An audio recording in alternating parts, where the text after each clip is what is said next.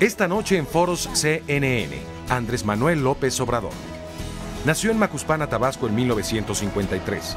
Estudió Ciencias Políticas en la UNAM y fue uno de los fundadores del Frente Democrático Nacional en 1988, encabezado por Cuauhtémoc Cárdenas. Entonces López Obrador fue postulado como candidato al gobierno de Tabasco, algo que volvió a repetirse en 1994, pero ya bajo las siglas del PRD. 2 años más tarde, López Obrador consiguió la presidencia de su partido y bajo su gestión, el PRD logró ganar la primera elección que se realizó para la jefatura de gobierno del Distrito Federal. En 2006, López Obrador fue postulado como candidato por la coalición de izquierda Por el Bien de Todos. Las cifras oficiales lo ubicaron como el segundo lugar, superado por menos de un punto porcentual. Hoy, Andrés Manuel López Obrador vuelve a reunir a los partidos de izquierda en su segunda postulación a la presidencia bajo la coalición del Movimiento Progresista.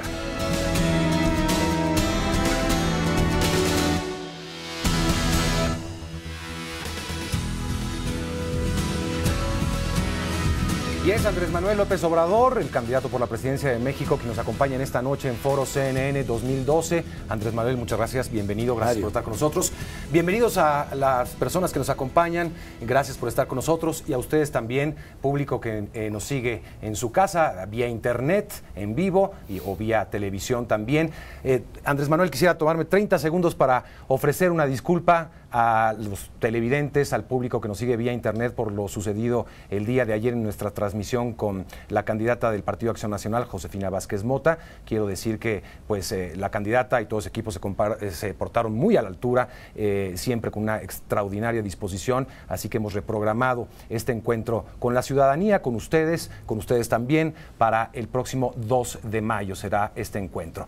Una vez concluido con esta disculpa que es necesaria y obligatoria por parte de todo el equipo que conformamos este proyecto, pues vamos con las preguntas, Andrés Manuel, si te parece. De acuerdo. En tu campaña la has definido como un cambio verdadero. Un cambio verdadero. ¿A qué se refiere exactamente este cambio verdadero, Andrés Manuel? Bueno, le tuvimos que poner apellido a la palabra cambio. Le añadimos lo de verdadero porque la palabra cambio se ha manoseado mucho, se ha desgastado, se ha utilizado para engañar a la gente. Eso pasó en el 2000. Mucha gente de buena fe pensó que iba a haber un cambio porque se convocó a un cambio, pero no hubo ese cambio. Fue lo que se conoce como gatopardismo, eso que en apariencia las cosas cambian para seguir igual. Por eso nosotros hablamos de cambio verdadero. ¿Qué es el cambio verdadero? Bueno, es quitar a este régimen de corrupción, de injusticias, de privilegios, hacerlo por la vía pacífica, con la participación de los ciudadanos. Cambio verdadero es terminar con la corrupción, erradicar la corrupción. Esto no está en la agenda nacional y nosotros consideramos que es fundamental cortar de tajo con la corrupción. No solo eso, estamos planteando hacer un acuerdo con todos los ciudadanos para poner la honestidad por delante, para convertir la honestidad en estilo de vida y en forma de gobierno. Esto nos va a ayudar mucho. Puede ser que algunos estén pensando que con el combate a la corrupción no se va a resolver el problema de México. Yo sostengo que sí, porque nada ha dañado más al país que la deshonestidad de los gobernantes. Eso es lo que ha dado al traste con todo. Esa es la causa principal de la desigualdad social, de la desigualdad económica, de que pocos tengan mucho y muchos tengan poco, y a veces nada. Y también por la corrupción es que estamos padeciendo esta crisis de inseguridad y de violencia. Entonces, sí vamos a obtener beneficios. Por ejemplo, siempre se nos dice de que no hay presupuesto. Esa es la cantaleta. Y sí hay, y bastante. Nada más que no lo sabe la gente, porque no se garantiza en México el derecho a la información. Si hubiese una auténtica democracia, todos sabríamos al dedillo de cuánto es el presupuesto nacional, porque es dinero de todos. Eso no se dice. Bueno, tenemos este año un presupuesto de 3.700.000.000.000 de pesos. Si ese dinero se dividiera en partes iguales, somos 26 millones de familias en el país, alcanzaría para entregar 10.000 pesos mensuales a cada familia, y eso no sucede. Esa es la gran corrupción, o sea, ese es el acto de corrupción supremo, mayor, porque todo ese dinero, la mayor parte, que es de los ciudadanos, del pueblo, siempre se queda arriba. Se utiliza para rescatar a banqueros, a empresarios, para favorecer a traficantes de influencia, a políticos corruptos. Entonces, cambio verdadero es manejar el presupuesto, que es dinero del pueblo, con honradez y distribuirlo con justicia. Tocas el tema de la corrupción. Bueno, tenemos una pregunta a través de las redes sociales, a través de Facebook. Jorge Angoa, que vive, por cierto, en Mar del Plata, pero él es oriundo de Ciudad Nezahualcóyotl, dice: ¿cómo olvidar que a veces le da por la cerrazón en vez de la apertura de ideas? ¿Cómo creerle que en verdad cambió? Pues la verdad, yo siempre he sido la misma persona. Una característica que tengo. ¿No ha habido cambio en Andrés Manuel? No, siempre he buscado ser consecuente. O sea, siempre he procurado hacer de mi vida pública una línea recta. A mí me pueden cuestionar de que no hablo de corrido, ahora estoy hablando de corrido, que me como las heces, que las digo de más, que me parezco no sé a quién, pero nunca van a poder decir de que soy incongruente. Entonces, a lo mejor se refiere a que estamos convocando a la reconciliación. Bueno, así lo exigen las circunstancias. El país está mal, se está destruyendo, hay mucha pobreza, mucho sufrimiento, y tenemos que unirnos todos para salvar a México. En ese sentido, pues sí, estoy cambiando y estoy extendiendo mi mano franca a todos, porque necesitamos unirnos para sacar adelante a México. Eso es lo que puedo decir, Mario. Vamos a hacer una pausa muy breve, volvemos en Foro CNN 2012 con preguntas del público que nos acompaña también. No se vayan.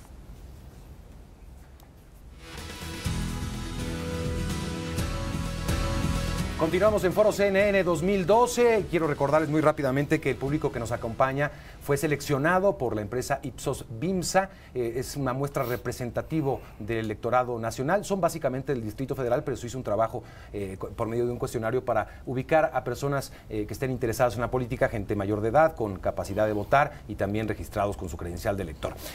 Hablaba hace un momento Andrés Manuel sobre corrupción y el combate que propone a nivel de corrupción. Sergio Guzmán, que nos acompaña por aquí. Sergio está por aquí, tiene una pregunta para Andrés Manuel. Sí, hola, buenas noches, señor. Bueno, mi pregunta es con referencia a los servidores públicos corruptos. ¿Qué tipo de sanción o castigo tiene para ellos pensado darles? Bueno, ahora ni siquiera está tipificado como delito la corrupción. Ni siquiera está considerado un delito grave. Vamos a modificar las leyes, pero sobre todo vamos a predicar con el ejemplo. La corrupción existe en el país porque se permite, se autoriza, se le da el visto bueno desde arriba. Los contratos más jugosos que se dan en beneficio de algunas empresas que son perjudiciales para México, estoy hablando de contratos de miles de millones de dólares, porque nos han hecho creer que la corrupción es la mordida abajo. No, el problema está arriba. Entonces, esos contratos siempre los autoriza el presidente. Eso no se sabe y no se quiere decir, pero es la verdad. Ya basta de estar pensando que la corrupción nada más está en funcionarios medios o en los policías o agentes de tránsito. Entonces, si arriba se predica con el ejemplo, si no se permite la corrupción y se limpia la corrupción, como se limpian las escaleras de arriba para abajo, vamos a enfrentar este problema. Desde luego vamos también a ajustar el marco legal, pero más que nada es una cuestión de voluntad, de que se tenga primero la decisión de hacerlo, segundo, que se tenga autoridad moral, y tercero, pues que haya carácter, que no tiemble la mano. Andrés Manuel, sobre ese tema, mucho se te ha cuestionado también por la relación con René Bejarano, con esa lógica que dices que la corrupción se sabe y se conoce desde arriba. Siempre te has deslindado de haber conocido. René Bejarano sigue actuando en el partido. ¿Cuál es tu respuesta? Mi respuesta es que este asunto, que fue muy escandaloso, de corrupción, muy difundido en los medios de comunicación, llevaba también el propósito de perjudicarme, de mancharme, porque iba a ser increíble que yo no supiera lo de Bejarano, lo de Ponce. Es más, lo confesó Ahumada, que fue el que dio el dinero, lo escribió, está en un libro. Él le lleva los videos a Salinas. Salinas le interesa mucho, brillan sus ojitos, porque era la oportunidad de deshacerse de mí. Lo mismo fue la actitud de Diego Fernández de Valle, que vio los videos antes. Y ellos armaron esto, con una televisora, que no voy a mencionar su nombre. Bueno, ¿cuál fue el resultado? Que quedó claro de que yo no tenía ninguna relación con estos actos de corrupción, porque no establezco relaciones de complicidad con nadie. Entonces fue como una prueba del ácido, y así he pasado muchas. Ahumada no fue la primera vez que fue el hecho de vincularse o tratar de vincularte con ese hecho, pero Ahumada era una práctica común. Al parecer en varias delegaciones se descubrieron contratos fraudulentos. Y hay muchos Ahumadas que están... Sí. Hay un caso operando ahorita muy importante y quisiera preguntarte esto antes de pasar a otras preguntas. El caso Walmart. Se acaba de descubrir en Estados Unidos una multimillonaria inversión fraudulenta para conseguir permisos en todo el país, de todos los niveles. Es la principal empleadora en nuestro país. Cerca de 200,000 personas trabajan en Walmart. Importante, evidentemente. Como gobierno, ¿qué harías? No permitir esa corrupción, no permitir esos sobornos. Es Walmart.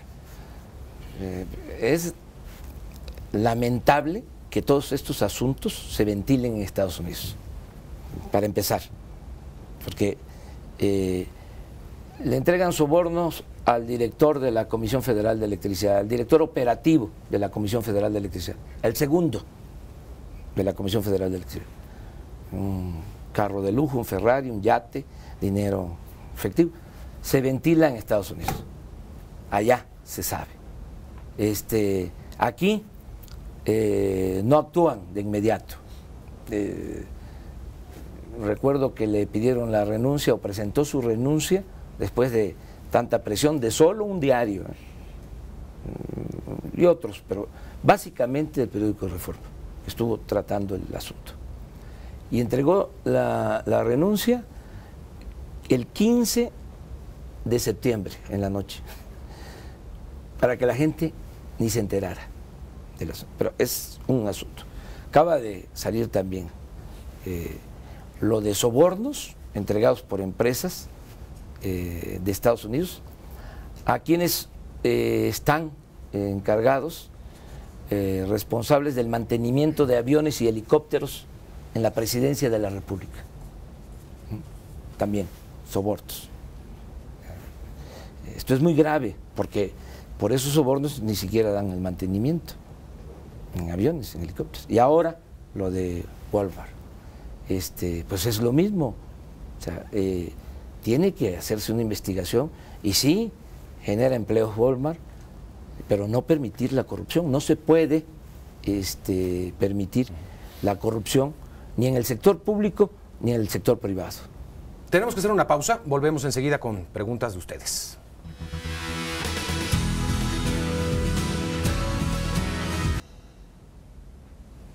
Estamos en Foros CNN, rumbo al 2012 con Andrés Manuel López Obrador. A través de nuestro portal cnnmexico.com hicimos un sondeo a la gente, a nuestros usuarios, sobre cuáles son los principales temas que creían. El primero resultó ser la economía, seguido por educación y después seguridad. Esos tres temas. En algunas otras encuestas pues varía el orden, ¿no? Evidentemente esto es un sondeo, no tiene nivel estadístico, pero nos ayuda también a seguir un poco. Tenemos una pregunta a través de Twitter al respecto de Jorge Barrón de Guanajuato. Ahí está. Sí, hace 6 años usted tenía una postura proteccionista en materia de comercio exterior. Ahora, ¿cuál es su postura? Bueno, en materia de comercio exterior, yo sostengo que tiene que haber apertura, no nos podemos cerrar al mundo. En un mundo globalizado tenemos que interactuar.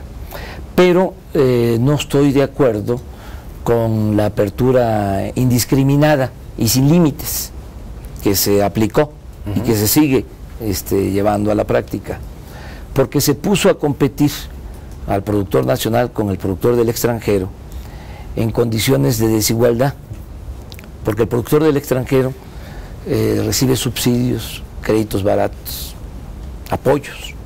Es básicamente sobre el TLC, básicamente. Sí, en general, sí, hablando de apertura. Y el productor nacional está abandonado a su suerte. Esto también aplica para el caso de las empresas nacionales que han quedado desprotegidas con tratados. México es de los países que tiene más tratados comerciales en el mundo, pero no se protege al empresario nacional. Por ejemplo, acaban de firmar un tratado con China y van a permitir la introducción de calzado de manera abierta. Pues esto afecta a 40,000 productores de calzado de Guanajuato. Entonces, yo estoy de acuerdo en que tiene que haber una apertura, pero tenemos que cuidar nuestro mercado interno, tenemos que fortalecer nuestra planta productiva, porque si no, ¿cómo vamos a generar empleos? ¿Revisar los tratados o subsidios a esos productores? Apoyar a los productores y al mismo tiempo no permitir prácticas desleales en cuanto al comercio internacional. En el caso de China, estamos vendiéndoles 4,000 millones de dólares y se les está comprando 45,000 millones de dólares. Entonces, nosotros necesitamos impulsar la actividad productiva. Parte de la crisis que tenemos es que no hay crecimiento económico, no ha crecido la economía porque no se ha impulsado la actividad productiva y por eso no hay empleos, y si no hay empleos no hay bienestar, y si no hay bienestar no puede haber paz y tranquilidad social. Entonces eso es lo que yo contesto. Javier Hernández nos acompaña por aquí, tiene una pregunta también. Buenas noches, yo. Ahí está, Javier. Adelante, estabas del otro lado. Adelante. Bienvenido y mucha suerte. Mi pregunta es, si usted llegaría a la presidencia de la República, ¿continuaría con el programa del Seguro Popular? Sí, y lo vamos a mejorar, porque a veces ni es seguro ni es popular, porque no hay médicos en muchas clínicas, en centros de salud, no hay medicinas. Además es un cuadro básico, no están todas las medicinas que se requieren. Yo estoy planteando que se garantice el derecho a la salud, atención médica y medicamentos gratuitos para los que no tienen seguridad social. Entonces sí, vamos a continuar con el Seguro Popular, pero lo vamos a mejorar. Va a ser un sistema de salud integral para garantizar la salud de la gente. Impuestos. Actualmente usted ha hablado también de que los que más ganan más tienen que pagar, como una lógica, digamos, económica. En Estados Unidos se está discutiendo ahora la ley Warren Buffett, uno de los hombres más ricos del mundo, ha puesto en la mesa, en el escritorio de Barack Obama, un impuesto donde pagan más los multimillonarios. Y en México creo que tenemos a varios dentro de la lista de Forbes, a varios multimillonarios. ¿Usted haría una política similar? Sí, yo estoy planteando que para financiar el crecimiento del país, que es necesario, es importante, básico, reactivar la economía, porque llevamos 29 años sin crecimiento económico.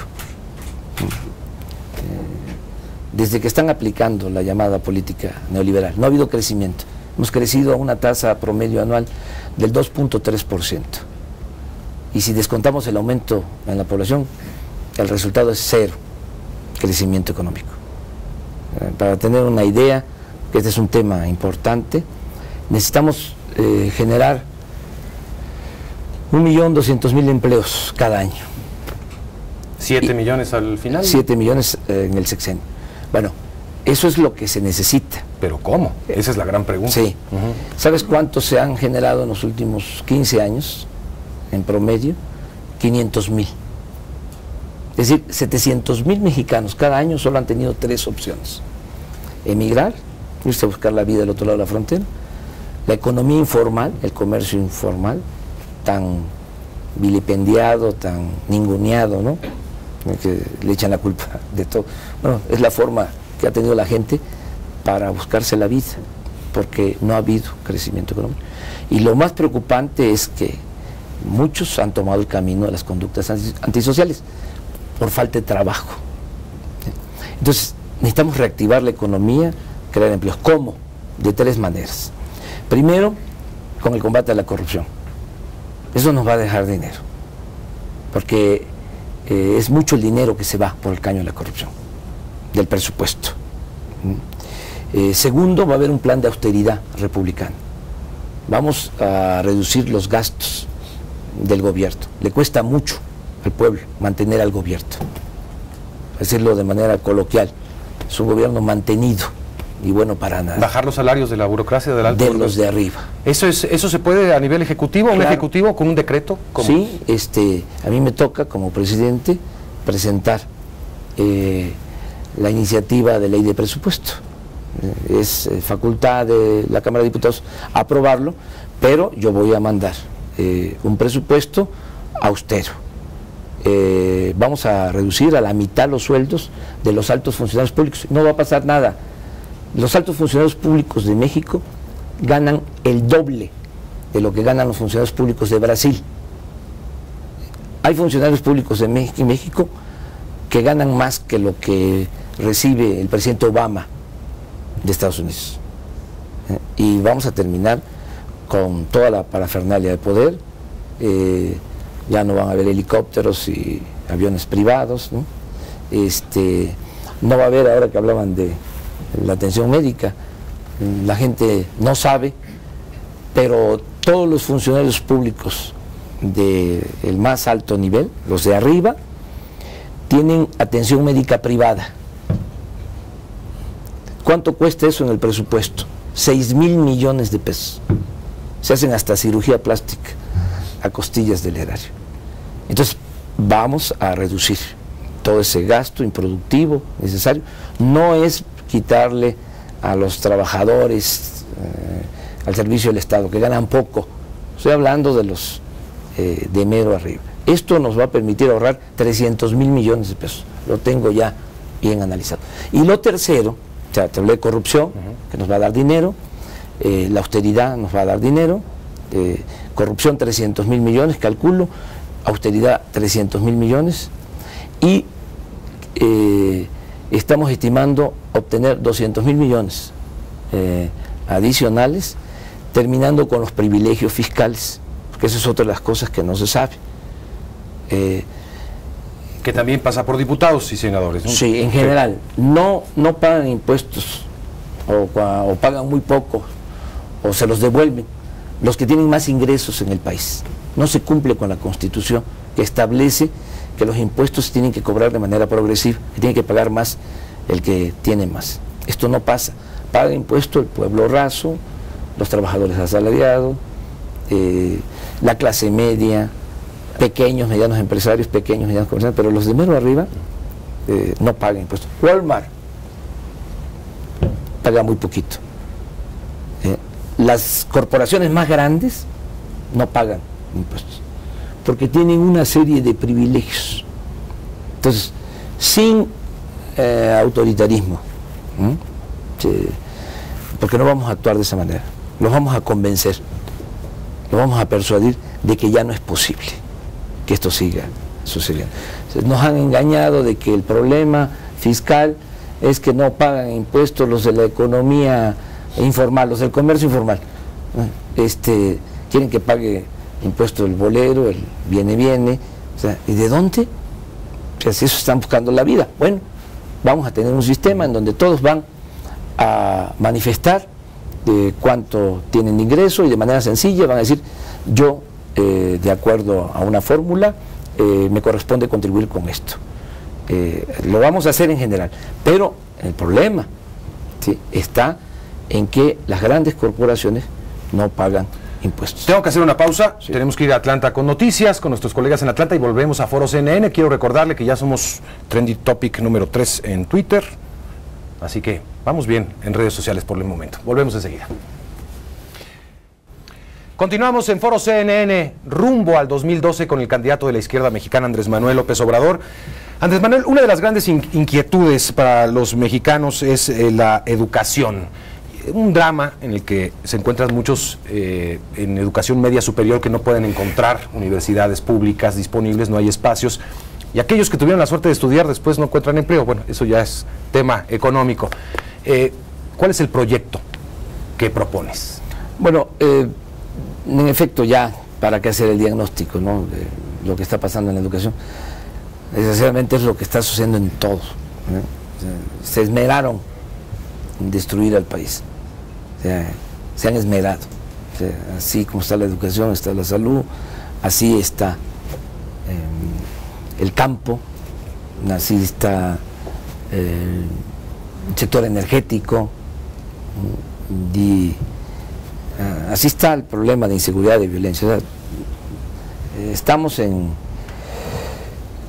un proceso de degradación progresiva, es más que una crisis esto, una decadencia.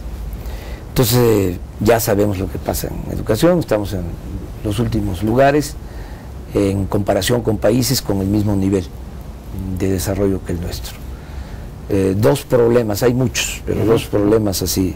Los jóvenes que muchos van a votar, Sí, que no encuentran universidad, 18 años tratando Sí. de buscando una universidad, Sí. una oportunidad. Hay dos problemas. Uno, la calidad de la enseñanza, o sea, la baja calidad de la educación. O sea, ese es un problema que afecta en todos los niveles de escolaridad, pero más que nada en lo que es educación básica, preescolar, primaria y secundaria, y es educación básica. Que, como su nombre lo indica, el pilar es lo que permite tener un mejor aprovechamiento en el nivel medio superior y en el nivel superior. Entonces, pero en todo hay problema de calidad de la enseñanza, eso hay que atenderlo. Para esto hay que hacer un acuerdo ¿Con el padres de sindicato? familia, con los maestros. Con la líder sindical, dicen que nada atraviesa si no es con un Sí, acuerdo es con la que líder. ese es un asunto que no se debe ya de permitir. O sea, no es posible que la señora Elvester, lo digo de manera respetuosa, sea la que maneje la educación. O sea, no es posible eso. Y esto se da porque se le protege desde arriba. Estos dirigentes corruptos existen por eso, porque hay protección, es un poco lo que hablaba yo de la corrupción. O sea, si arriba se le da el visto bueno, pues permea, pues es lo mismo. ¿Por qué la señora Elvester tiene influencia, tiene fuerza? Tengo que decir, porque me lo estás preguntando, porque le ayudó a Calderón en el 2006. Ya no voy a decir en qué le ayudó, ya es cosa de que la gente lo imagine. Y a cambio Calderón le entrega a la Secretaría de Educación Pública, y le entrega la Lotería Nacional, y le entrega el ISSSTE. Digo que le entrega a la Secretaría de Educación Pública es porque el yerno de la señora, hasta hace unos meses, era precisamente el subsecretario de Educación Básica de la SEP. Entonces, así no se puede. Entonces, también, sin arbitrariedad, respetando la autonomía sindical, se va a dejar de proteger a quienes impiden el que se mejore la educación en el país, porque se trata de algo fundamental. Si no salimos adelante en lo educativo, no va a poder salir adelante el país.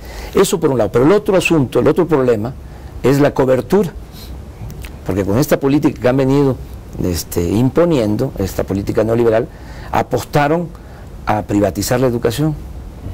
Pusieron la educación al mercado como si se tratara de una mercancía, para que pudiese estudiar el que tenga recursos para pagar una colegiatura. Yo no estoy en contra de la educación privada. El que tiene para pagar una escuela privada lo puede hacer, está en su derecho, pero el gobierno está obligado a garantizar la educación pública. Sobre esto, María Gabriela Castillo, que nos acompaña aquí, tiene una pregunta precisamente sobre esto. María Gabriela, ahí estás. Buenas noches. Mi pregunta es, ¿qué papel jugará la educación pública en el desarrollo de nuestro país? ¿Se le seguirá dando prioridad a las escuelas privadas? Vamos a atender la educación en general, pero desde luego, sí, la prioridad la debe de tener la educación pública. Caso de la educación media superior, necesitamos mejorar. Hay 4 millones de alumnos en educación media superior, pero hay mucha deserción porque no hay apoyos.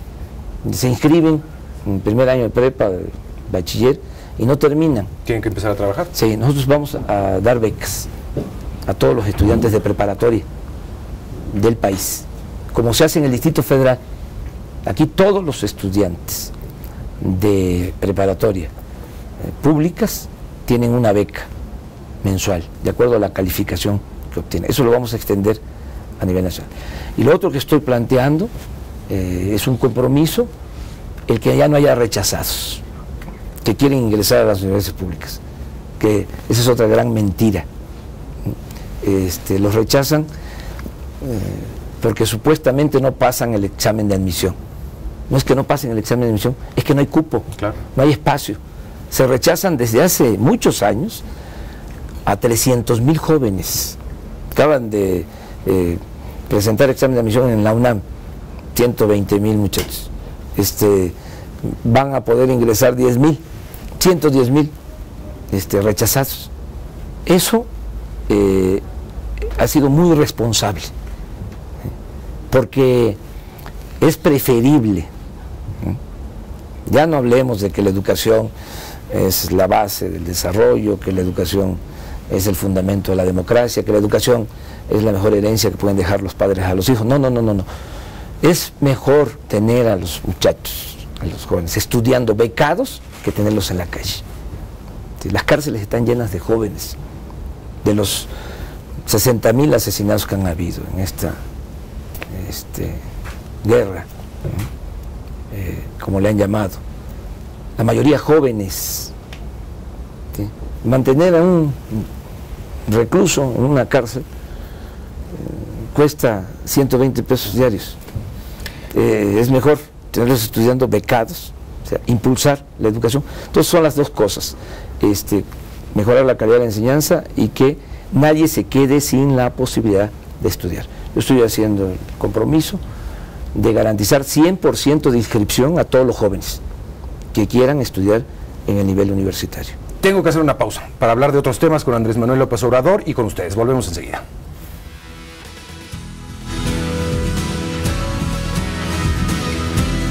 Buenas tardes, mi nombre es Francisco Álvarez y mi pregunta es para Andrés Manuel López Obrador. Usted representa a la izquierda en la campaña electoral. Siendo presidente, ¿usted legalizaría el uso de la marihuana? Gracias. Pues ahí está la pregunta de Francisco a través de iReport. Gracias a Francisco. La pregunta directa, Andrés Manuel. Sí. Mira, yo no voy a encabezar un gobierno de ocurrencias.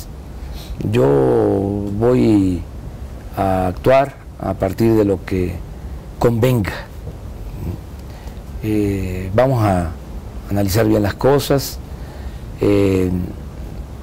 Esto es un asunto delicado, tenemos que ver si eso es lo que conviene, ¿sí? O no. Voy a tener todos los elementos ¿no?, para tomar una decisión. Y voy a consultar también mucho a la gente en todos estos temas, desde luego a partir de la información, a favor y en contra, que esto se ventile, que haya debate, diálogo sobre todos estos asuntos y actuar de acuerdo a lo que mejor convenga. Lo que sí le puedo decir es de que si eso es bueno para México y para el pueblo, si eso ayudaría a resolver el problema, lo aplicaríamos. Lo aplicaríamos porque yo voy a actuar con libertad, soy libre, no estoy subordinado a ningún grupo de interés creado. Pero es un problema también regional, se puede, y así se está viendo de alguna manera. ¿Dependeríamos como mexicanos de lo que sucede en Guatemala, de lo que propongan en Centroamérica, lo que sucede en Estados Unidos, que ya 14 estados la aprobaron como uso medicinal, por lo menos la marihuana? Sí. ¿Estamos enlazados con esos problemas? Sí, pero yo primero tomaría en cuenta lo que le convenga a los mexicanos, o sea, aunque no les guste afuera, me refiero a que tengan otra política, otros gobiernos, ¿sí? Si nos conviene a nosotros esta medida, otras medidas que realmente ayuden a resolver el problema, vamos, pero no actuar a la ligera, ¿sí? Lo digo con mucho respeto, no voy a hacer lo que se hizo al principio de este sexenio, de que se le pegó un garrotazo a lo tonto, al avispero, y nos metieron en todo este problema, precipitaron el problema, lo agravaron, o sea, porque no tenían un diagnóstico, ¿sí?, de lo que estaba pasando, no sabían, por ejemplo, el grado de penetración de la delincuencia organizada en gobiernos municipales, en gobiernos estatales. Entonces, esto verlo con calma, porque también ya tenemos delincuencia organizada, y si se le cierra la puerta, por un lado, cambian de giro, para decirlo, y pueden cambiar hacia delitos que puedan resultar más perjudiciales, más dañinos todavía, o sea, que causen más dolor, más derramamiento de sangre. Entonces, esto se tiene que ver bien, eso es lo que yo ofrezco en cuanto a esto. Vamos a hacer una pausa, la última ya que hacemos, y volvemos enseguida. Se nos está acabando el tiempo con Andrés Manuel López Obrador. Volvemos enseguida, no se vayan.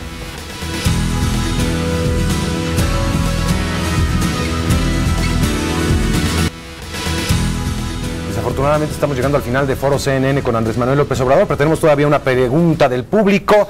Oscar Antonio López, adelante, por favor. Buenas noches, señor candidato. Quisiera preguntarle cuál sería el primer punto que atacaría en tema de inseguridad, cuál sería el lugar del país donde subiría más elementos policíacos y si metería militares en lugar de federales. Bueno, esta es una buena pregunta porque es el tema. Hay dos problemas que le preocupan mucho a la gente: la falta de trabajo y la violencia.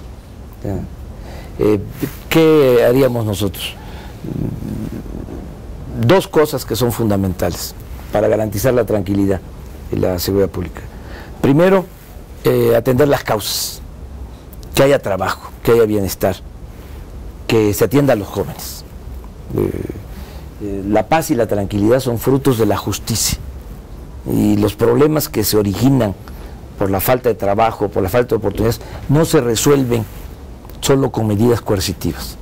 O sea, no basta con el ejército, con la marina, con las policías, con cárceles, con amenazas de mano dura, con leyes más severas. Hay que atender las causas del delito. Eso es lo primero. Lo segundo, no permitir la corrupción en las dependencias encargadas de procuración de justicia, de seguridad pública, en corporaciones policíacas, ¿sí? No permitir la corrupción.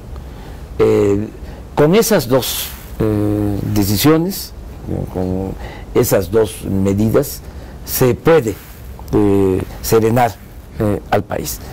Ya hay un añadido de actuar de manera coordinada, de atender el problema todos los días. Yo fui jefe de gobierno de esta ciudad y todos los días a las 6 de la mañana, incluidos sábados y domingos, me reunía con el Gabinete de Seguridad Pública. Yo recibía el parte de la policía, de lo sucedido en las últimas 24 horas, y ahí tomábamos decisiones. Entonces ahora no existe esa coordinación, no hay mando único. Entonces estoy ofreciendo de que como presidente a las 6 de la mañana voy a tener todos los días una reunión con el gabinete de seguridad. Va a estar conmigo todos los días el secretario de la Defensa, el secretario de Marina, el secretario de Seguridad Pública, el secretario de Gobernación, el procurador. Y voy a tener comunicación permanente con gobernadores, que no existe actualmente. Estamos a actuar de manera coordinada. Y otras cosas, profesionalizar a la policía. Aquí en la ciudad, lo tengo que decir, hay más de 80,000 policías de 4 corporaciones que dependen del jefe de gobierno de la Ciudad de México. Policía bancaria, policía preventiva, policía auxiliar, policía ministerial. Y esta policía, ¿sí?, no está corrompida, y eso ayuda mucho. ¿Sí? Los mandos policíacos de la Ciudad de México, me consta, están en manos de gente honesta, y eso es muy importante. Lo que ha pasado en el resto del país es de que no hay ya una línea divisoria entre delincuencia y autoridad, no hay frontera. O sea, la delincuencia organizada se infiltró por completo y domina, y cuando no hay esa línea divisoria, cuando no hay una autoridad honesta, no entregada a la delincuencia, pues ya no se puede hacer mucho. Entonces lo que yo planteo es que tengamos una policía nacional, federal, adiestrada, moralizada, una muy buena policía para garantizar la seguridad, y poco a poco ir retirando al ejército de las calles y a la marina, porque el ejército no debe de hacerse cargo de asuntos relacionados con la seguridad pública, no está para eso. Además tenemos que cuidar esa institución porque es lo mejor que hay y se le está socavando, utilizándola con esos propósitos. Tenemos que quedarnos con eso, Andrés Manuel. Desafortunadamente se nos acabó el tiempo. Muchísimas gracias por estar con nosotros. Muchísimas gracias a ti. Gracias a ustedes también por venir, de verdad. Yo fue un ejercicio interesante. A ustedes. Sí, muchas gracias. Y gracias a ustedes por muchas seguirnos. Gracias. Quiero esperarlo el próximo jueves en Foro CNN con Gabriel Cuadri, candidato del partido Nueva Alianza. Estará aquí con nosotros. Gracias y hasta pronto.